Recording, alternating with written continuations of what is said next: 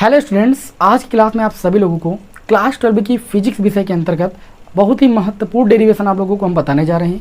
और ये डेरिवेशन आप चेक कर लीजिएगा, आपके बोर्ड एग्जाम में कई बार आ चुका है। ठीक है, बहुत सारे विद्यार्थी इस डेरिवेशन में कई सारे स्टेप को रट लेते हैं। आज मैं आपको बताऊंगा कि किसी भी स्टेप को रटना नहीं है, कैसे कोई स्टेप आता है वो मैं आप लोगों को यहाँ पर सॉल्व करके दिखाने वाला हूँ। ठीक है ना, क्योंकि किताबों में तो डायरेक्ट लिखा हुआ है लेकिन आप समझ नहीं पाते, आप उसको रट लेते हो। तो जो भी बायो के विद्यार्थी हैं या जो भी मैथ के विद्यार्थी, तो मैथ के विद्यार्थी तो अभी पूरा डेरिवेशन समझ जाएंगे।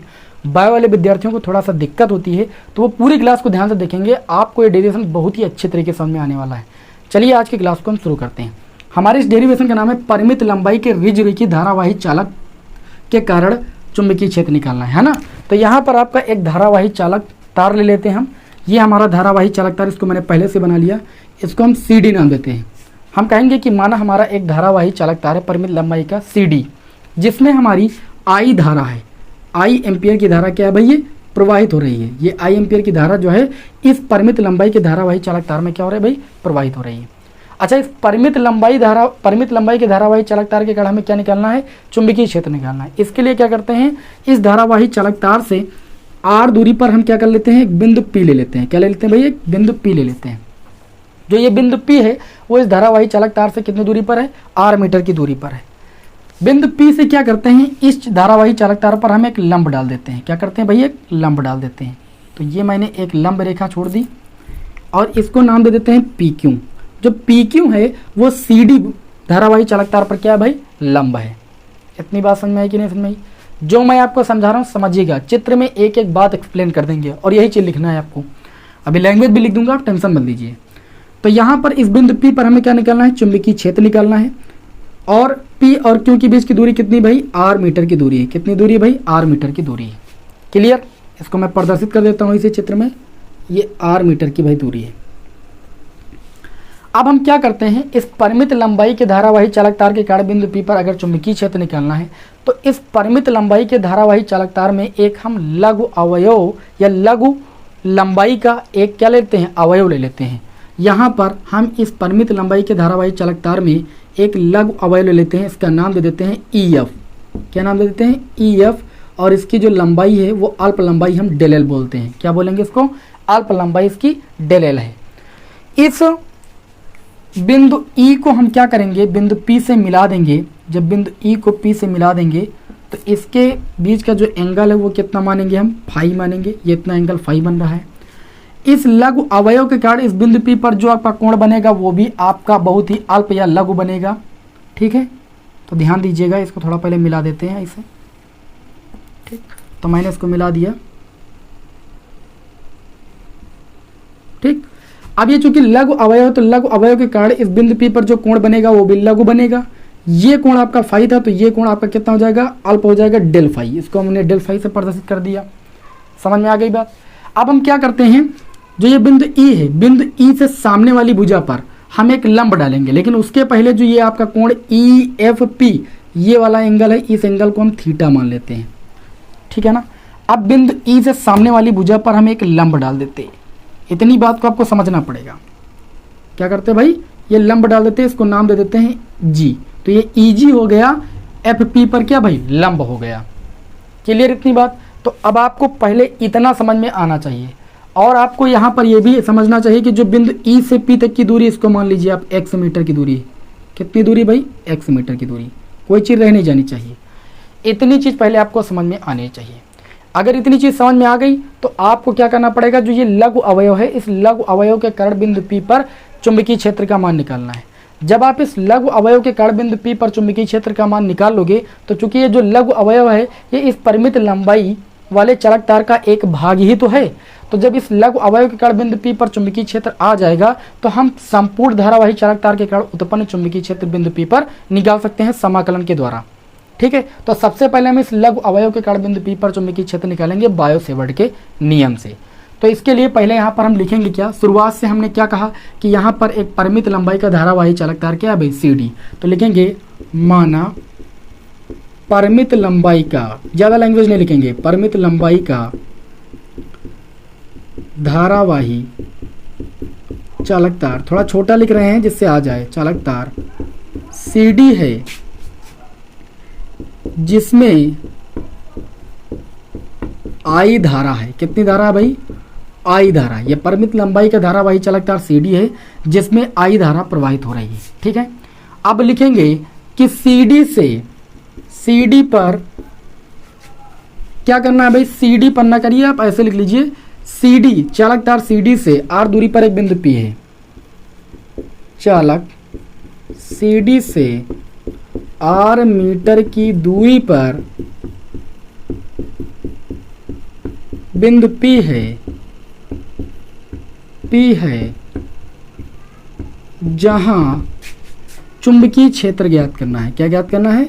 चुंबकीय क्षेत्र ज्ञात करना है। किसके कारण? इस धारावाही चालक तार के कारण, है ना। चुंबकीय क्षेत्र ज्ञात करना है, इतना आपको लिख लेना है। फिर नई लाइन से लिखना है माना एक लघु अवयव या लघु भाग बोल सकते हो, इस CD चालक तार का एक लघु भाग डेल L है। डेल L लंबाई का एक हम लघु अवयव मान लेते हैं। ठीक है, यहां पर जो कोण बन रहा है, ठीक है, माना जो ये आपका कोण बन रहा है EFP कोण EFP वो थीटा, और कोण जो EPQ है EPQ उसको हमने फाई माना, और जो कोण आपका ये बन रहा है FPE डेल फाई, तथा कोण FPE इसको सबको लिख लीजिए भाई आप। ये कितना हमने माना? Del phi. ये सब आपको जो माना है वो आपको पहले लिखना पड़ेगा। जो मैंने माना वो मैंने लिख दिया। और यहाँ पर आपने क्या माना? जो P और E के बीच की दूरी है यानी EP, उसको आपने x मीटर की दूरी माना, उसको भी लिख दीजिए। P से Q तक की दूरी तो आपकी R मीटर की दूरी है ही, वो तो आपने पहले से ही बता दिया है। ठीक है, तो ये सारी चीज़ें हमारी मानी हुई वैल्यू हैं, अभी ध्यान दीजिएगा। ठीक है ना। अब आपको क्या करना है? अब आपको यहाँ पर कहना है कि हम क्या करेंगे, जो ये अल्प लंबाई का अवयव है इसके कारण इस बिंदु P पर पहले क्या निकालेंगे? हम चुंबकीय क्षेत्र निकालेंगे। तो लिखेंगे अल्प अवयव या लघु अवयव डेल L के कारण बिंदु P पर, कहाँ पर भाई? बिंदु P पर चुंबकीय क्षेत्र। क्या निकालेंगे भाई? चुंबकीय क्षेत्र। किस नियम से भाई? बायो-सेवर्ट के नियम से। तो यहाँ पर लिखेंगे बायो-सेवर्ट के नियम से। मैं लैंग्वेज इसलिए लिखे दे रहा हूँ कि जिससे आपको बाद में कठिन ना लगे। ठीक है, तो आप बोरियत मत महसूस कीजिएगा, ये लैंग्वेज सबसे आसान लैंग्वेज होगी आपकी। तो बायो-सेवर्ट के नियम से हम क्या जानते हैं? क्योंकि हम इस लघु अवयव के कारण बिंदु P पर क्या निकाल रहे हैं? चुंबकीय क्षेत्र। तो जो चुंबकीय क्षेत्र उत्पन्न होगा वो भी आपका अल्प या लघु ही उत्पन्न होगा। तो अल्प चुंबकीय क्षेत्र को हम डेल B से लिखेंगे।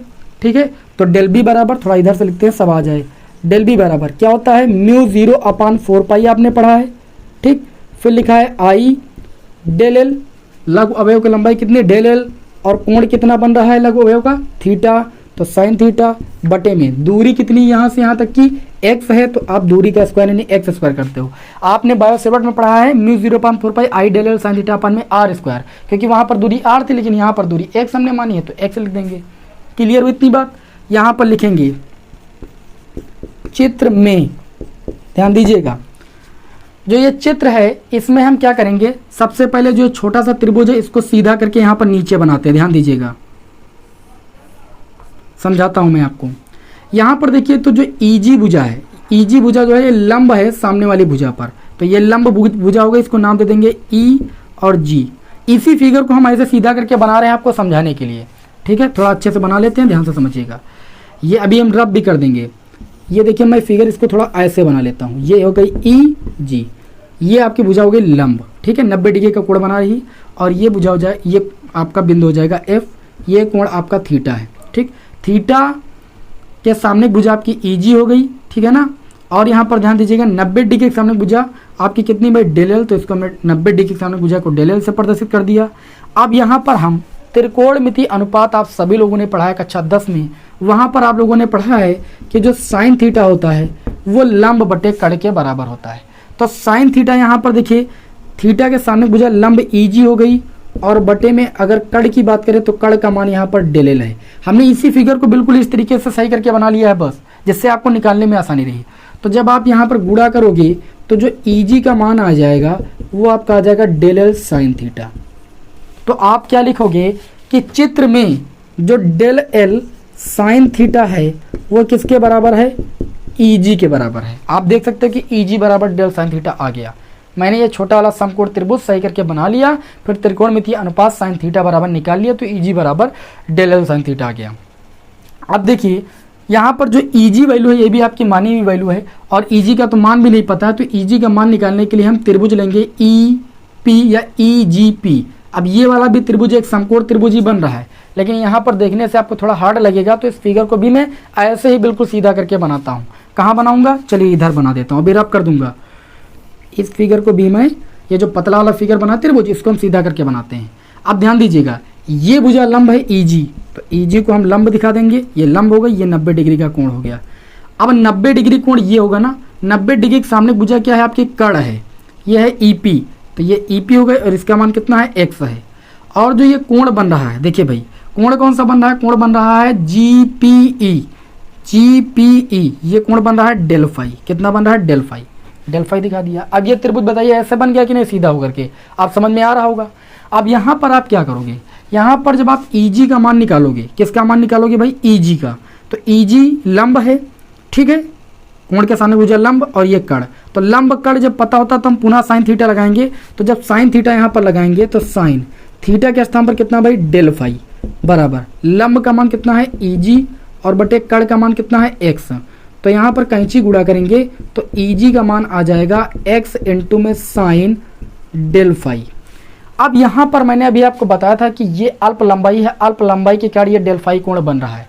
तो चूंकि जो ये कोण है वो भी अल्प है, और जब कोण बहुत ज़्यादा अल्प या छोटा होता है, न्यूनतम होता है, तो हम ज्याओं को छोड़ देते हैं। तो जो ये ज्या साइन है इसको हम क्या कर देंगे, छोड़ देंगे, या करके आप लिख सकते हो कि जो ईजी का मान हो जाएगा वो एक्स, साइन को छोड़ देंगे क्योंकि जो डेल फाई बहुत छोटा कोण है, तो ईजी का मान किसके बराबर आ गया, एक्स इंटू डेल फाई के। तो यहाँ पर लिख देंगे ईजी इक्वल टू कितना भाई, एक्स और इंटू में भाई डेल फाई। अब देखिएगा जो एक्स है ये भी आपकी मानी हुई वैल्यू है, ठीक है। चित्र में आपको ये दूरी आर पता थी, तो आर के पदों में लाना है, तो इस एक्स का मान भी अभी आपको निकालना पड़ेगा।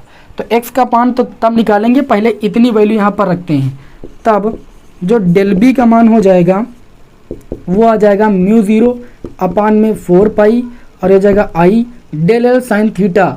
ईजी के बराबर आया, ईजी का मान कितना आया, एक्स इंटू में भाई आया डेल फाई, अपान में कितना है, एक्स स्क्वायर। तो एक एक्स से एक एक्स कैंसिल हो जाएगा, तो डेल बी का मान यहाँ से आ जाएगा म्यू 0 अपान में 4 पाई, ये हो जाएगा आई, और ये हो जाएगा डेल फाई, और अपान में बच जाएगा एक एक्स, क्योंकि नीचे एक्स स्क्वायर था। अब यहाँ पर क्या करेंगे, जो x है वो मानी हुई वैल्यू है, तो x का मान पुनः निकालेंगे। अब x जो आ रहा है वो इस वाले त्रिभुज में आ रहा है, ई क्यू पी इस वाले त्रिभुज में आ रहा है, तो इस ये वाला त्रिभुज तो बढ़िया अच्छे से बना है, समझ में आ रहा है कि ई क्यू पी जो ये समकोण त्रिभुज बन रहा है, इसमें जो ये कोण होगा ये आपका 90 डिग्री का कोण होगा, इसके सामने भुजा ये कड़ होगी, ये जो फाई कोण बन रहा है इसके सामने भुजा ये लंब होगी, ये आधार होगी। हमको देखिए यहाँ पर आधार पता है, कड़ पता है, तो आधार कड़ किस त्रिकोणमितीय अनुपात में पता होता है भाई, कॉस थीटा में। तो यहाँ पर हम लगा देंगे कॉस, और थीटा के स्थान पर फाई है, कॉस थीटा बराबर होता है आधार बटे कड़। तो इस फाई के एंगल के अकॉर्डिंग आधार हो जाएगा आर, और कड़ यहाँ पर कितना हो जाएगा, एक्स। तो एक्स का मान निकालना है, तो एक्स बराबर आ जाएगा आर बटे में भाई कॉस फाई, एक्स इधर लाएंगे कॉस फाई बटे में आ जाएगा। तो x के स्थान पर वैल्यू लिख देंगे, लिखेंगे चूंकि x बराबर कितना आया है, r बटे में कॉस फाई, तो जो डेल बी का मान हो जाएगा वो कितना हो जाएगा भाई, म्यू 0 अपान में 4 पाई, दिखाई पड़ रहा है ना, म्यू 0 अपान में 4 पाई, ये हो जाएगा आई, ठीक है, और ये आपका हो जाएगा डेल फाई, और बटे में x के स्थान पर रखोगे आप कितना, r बटे कॉस फाई, तो r लिखोगे, बटे में कॉस फाई, ये ऊपर चला जाएगा, ये इनटू में आ जाएगा कॉस फाई, ठीक। तो यहाँ पर जो ये डेल बी का मान आया इसको ध्यान से देखिए, ये जो डेल बी का मान आया है वो इस लघु अवयव के कारण बिंदु P पर क्या आया भाई, अल्प चुंबकीय क्षेत्र आया है। तो हमने लघु अवयव के कारण निकाल लिया, ये लघु अवयव इस धारावाही चालक तार का ही तो एक भाग है। तो अब हम इस संपूर्ण धारावाही चालक तार के कारण क्या निकालेंगे, परिमित लंबाई के संपूर्ण धारावाही चालक तार के कारण बिंदु P पर उत्पन्न चुंबकीय क्षेत्र का मान निकालेंगे। सबसे पहले इसका कैलकुलेशन समझना ये बहुत जरूरी है, कैसे आया। 3 बार त्रिभुज लिया गया समकोण, एक बार ये छोटा वाला अलग निकाल के हमने निकाला है वैल्यू, फिर मैंने ये वाला जो ये वाला बन रहा है इसको मैंने निकाला है अलग, फिर जो ये वाला बन रहा है फिर इस वाले त्रिभुज को भी लिया। तो 3 बार त्रिभुज लिया गया है, ये चीज़ आपको यहाँ पर ध्यान देना है। और ये चीज़ शॉर्ट में लिखी हुई है आपकी किताब में, तो आप समझ भी नहीं पाते हो। बहुत सारे विद्यार्थी क्या करते हैं, रट्ट मान लेते हैं कि ये चीज़ इसके बराबर होगी, ठीक, उसके बाद भी वो नहीं कर पाते हैं। तो मेरा मानना यही कि आप रट्ट मत मारो, ठीक, इसको भी रब कर देते हैं। अब चलिए, अभी तो ये फिगर आधा बना हुआ है, अब इस फिगर को हम बनाएंगे। तो मैंने आर पर लंबाई के कारण बिंदु P पर निकाल लिया, अब पूरी लंबाई के कारण निकालेंगे। तो पूरी लंबाई के कारण निकालने के लिए जो तार के अंत बिंदु होंगे, जैसे यहाँ पर C है, यहाँ पर D है, इनको हम बिंदु P से मिलाएंगे, ठीक है। लघु अवयव के कारण निकालना था तो इनके इनके अंत बिंदुओं को बिंदु P से मिलाया। अब इस पूरे चालक तार के कारण निकालेंगे तो चालक तार के अंत बिंदुओं को मिलाएंगे। तो हम D को किससे मिला देंगे, D को मिला देंगे यहाँ पर P से, ऐसे, ठीक। पटरी से इसलिए खींच रहे हैं जिससे फिगर अच्छा लगे।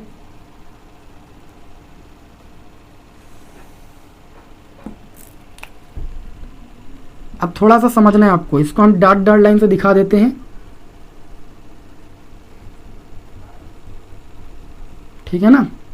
अब ध्यान दीजिएगा, हमने D को P से मिलाया और C को P से मिलाया, क्योंकि हमें अब इस संपूर्ण धारावाही चालक तार के कारण उत्पन्न चुंबकीय क्षेत्र निकालना है। इस एंगल को देखिएगा, यहाँ पर थोड़ा सा बड़ा बनाते हैं, ये पूरा एंगल यहाँ से लेकर यहाँ तक, इस एंगल को हम मानते हैं कि ये कितना बन रहा है भाई, φ2। और इस चालक तार से यहाँ तक की इस पूरे एंगल को हम मानते हैं कितना बनता है, φ1, ठीक है। अब यहाँ पर हम निकालेंगे संपूर्ण, यहाँ पर लिखेंगे तब संपूर्ण परिमित लंबाई के चालक तार के कारण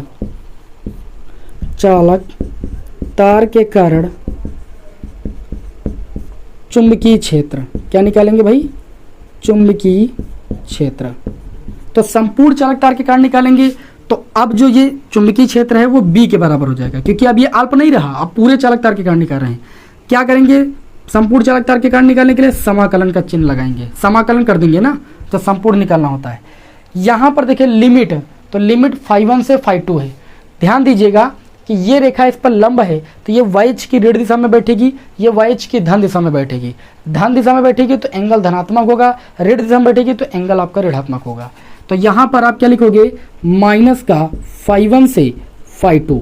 इसलिए φ2 को मैंने धनात्मक क्यों रखा, क्योंकि ये एंगल YH की धन दिशा में बन रहा है, ये एंगल YH की ऋण दिशा में, इसलिए माइनस का φ1 रखा। और B का मान कितना था, B का मान था μ0/4π, और ये है I/r, और cos फाई को पहले आगे लिख लेते हैं, और n2 में हम लिख लेते हैं डेल फाई या डी फाई भी आप लिख सकते हो, कोई दिक्कत नहीं। अब ये B बराबर, ध्यान दीजिएगा, अचर पद हमारा इसमें है μ0/4π, और लिमिट हो जाएगी -φ1 से कितना हो जाएगा भाई, φ2, और ये हो जाएगा cos फाई, और n2 में डेल फाई। जो भी बायो के विद्यार्थी हैं वो याद कर लें कि cos फाई का फाई के रिस्पेक्ट में जो समाकलन होता है वो sin फाई होता है। कितना होता है भाई, sin फाई। ये मैथ का फार्मूला समाकलन का। तो यहाँ पर देखिएगा, इसको आगे हल करते हैं ऐसे, इधर हल करेंगे, पहले इधर ही दिखा देते हैं। B बराबर μ0/4π, इसका समा, और ये देखिए I/r मैंने बाहर नहीं निकाला था, I/r बाहर निकाल लीजिएगा, और इसका समाकलन कितना हो जाएगा भाई, cos फाई का sin फाई हो जाएगा, ठीक है ना। और लिमिट कितनी हो जाएगी, -φ1 से φ2।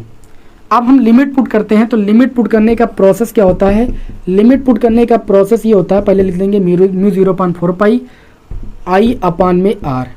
हम इस फाई के स्थान पर पहले अपर लिमिट पुट करेंगे, फिर माइनस लगाएंगे, फिर लोअर लिमिट पुट करेंगे, यानी नीचे वाली लिमिट। तो बड़ा ब्रेकेट लगाएंगे, साइन, इस फाई के स्थान पर अपर लिमिट यानी φ2 पुट करेंगे, तो ये साइन φ2 हो जाएगा, माइनस लगाएंगे, साइन, इस फाई के स्थान पर लोअर लिमिट यानी माइनस का φ1 पुट करेंगे, तो ये हो जाएगा B = μ0/4π I/r, ब्रैकेट के अंदर आपका बचा साइन φ2 बचा आपका, और देखिए sine minus theta minus sine theta के बराबर होता है, तो ये माइनस माइनस का गुणा प्लस हो जाएगा, और ये हो जाएगा साइन φ1। यहाँ से आप देख सकते हो, इस सूत्र को आप ऐसे भी लिख सकते हो, कैसे लिख सकते हो, ऐसे भी लिख सकते हो, B = μ0/4π आई अपान में आर ब्रैकेट के अंदर sine phi one plus sine phi two. मैंने साइन फाई वन को पहले लिख लिया और साइन फाई टू को बाद में लिख लिया। अब यहाँ पर आपको ये जो व्यंजक मिल रहा है ये इस संपूर्ण परिमित लंबाई के धारावाही चालक तार के कारण उत्पन्न बिंदु P पर चुंबकीय क्षेत्र का मान है। बात समझ में आई कि नहीं समझ में आई? देखिए मैंने बहुत ही अच्छे तरीके से एक्सप्लेन करने की कोशिश की। मैंने एक एक बात को अच्छे तरीके से एक्सप्लेन कर दिया है। यहाँ पर स्थितियाँ भी दो बनती हैं। पहली स्थिति ये बनती है, क्या स्थिति बनती है कि ये धारावाही चालक तार अगर परिमित लंबाई का ना हो, अनंत लंबाई का हो, ठीक है, अनंत लंबाई का हो, तो फाई वन और फाई टू के मान थोड़ा सा 90 डिग्री के बराबर हो जाएंगे। तो 90 डिग्री के बराबर हो जाएंगे तो साइन 90 डिग्री, साइन 90 डिग्री और साइन 90 डिग्री का मान 1 होता है, 1 1 2 हो जाएगा तो 2 आगे आ जाएगा बस, ठीक है। और एक स्थिति में क्या होता है कि जब ये बिंदु पी डी पर पहुंच जाए तो एक एंगल 90 डिग्री हो जाएगा, एक एंगल 0 हो जाएगा। तो आप फाई वन और फाई टू का मान, फाई वन का मान π/2 और फाई टू का मान 0 डिग्री पुट कर दीजिएगा। वो स्थितियाँ तो आप समझ जाओगे। अब फाई वन फाई टू का मान ही रखना रहेगा, आप रख लोगे। हमारे पास अब यहाँ ज़्यादा जगह भी नहीं है और मैं चाहता भी नहीं कि इसको यहाँ पर रफ करूँ, क्योंकि बड़ी मेहनत से मैंने आप लोगों के लिए इतना अच्छा आपको बताया हुआ है और समझ में भी आ गया होगा, ठीक है ना। तो बताइए भाई ये डेरिवेशन आप सभी को समझ में आया कि नहीं समझ में आया? एक एक बात को मैंने अच्छे तरीके से एक्सप्लेन कर दिया है कि कैसे आपको परिमित लंबाई के रिज रेखीय धारावाही चालक तार के कारण उत्पन्न चुंबकीय क्षेत्र निकालना है, ठीक है। अगर वीडियो आपको अच्छा लगा हो, समझ में आए तो वीडियो को लाइक करना बिल्कुल ना भूलें। चैनल को सब्सक्राइब जरूर कर लीजिएगा, क्योंकि इसी तरीके की वीडियो मैं आप लोगों को लगातार प्रोवाइड करता रहता हूँ। चलिए फिर मिलते हैं आपको नेक्स्ट वीडियो में। जय हिंद, वंदे मातरम।